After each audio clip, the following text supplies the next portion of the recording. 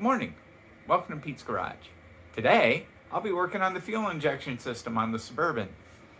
Today, I will be replacing the fuel injectors and taking the rail off and seeing if I can't actually get the engine to start and fire off the key. It turns, it tries to fire, but it doesn't actually go. So, we'll figure that out. We'll get it fixed, and then we'll move on to the next step. So, on to it.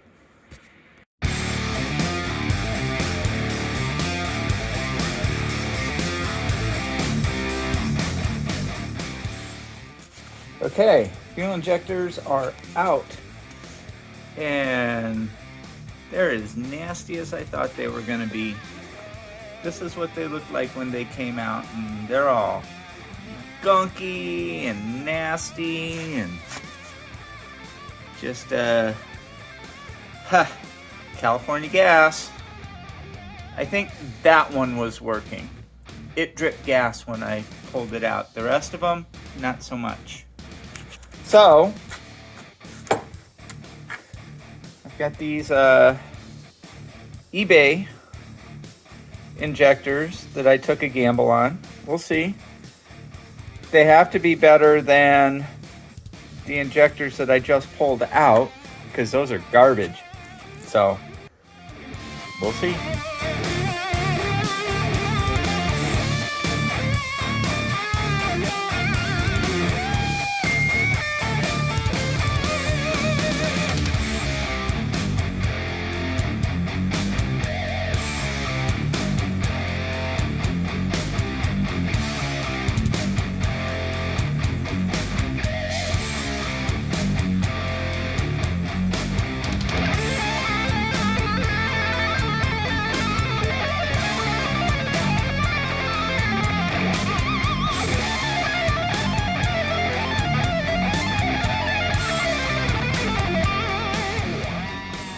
All right.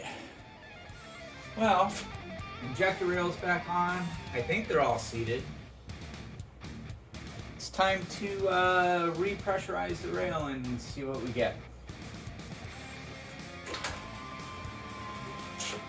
Alright. Did we get fuel pressure? We did. We did not. We did. We did not. Because I may have explained on my last video, but the way that I set my fuel system up, the fuel rail is on the other side of the return. And so if it runs out of gas,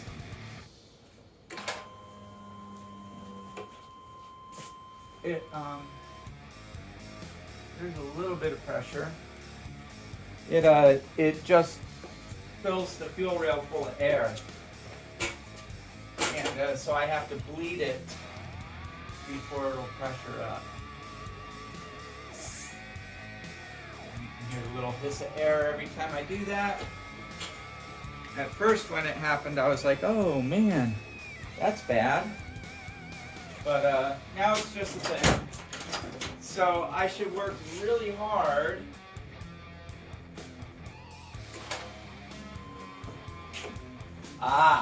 see, that felt better. Now we have a little bit of pressure. I'll bet I get a little squirt of gas now. Yep. Good, good, good. So, new injectors, we have fuel pressure. I just want to see, I can't let it run for too long because there's no cooling system, but it can run for a couple seconds. Let's just see if it starts. Ready?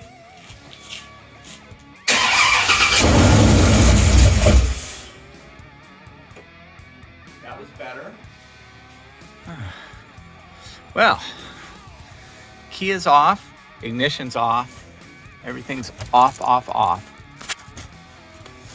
Computer is on. If I hit the like cross the starter, it would run. That's why it wouldn't turn off. Okay, well, after a bunch of troubleshooting and kind of tracing circuits, I've determined, number one, my wiring harness is correctly set up. Number two, I had a bad relay. That solves that problem. The next thing I'm going to do before I do any more troubleshooting on the wires, because now all the circuits are working correctly, I'm going to finish the cooling system, and I need to do transmission cooler lines, and I have them. I need to see what that's going to take. That might be a really short kick, so we'll give that a shot. I have verified, by the way, that the alternator is working, so that's good to go. I have verified that I've got good oil pressure. When it was running, it had 58 pounds of pressure, so that's good. The engine coolant temp sensor is working, but of course there's no coolant in it, so it either gets really hot or really cold. So next step, coolant.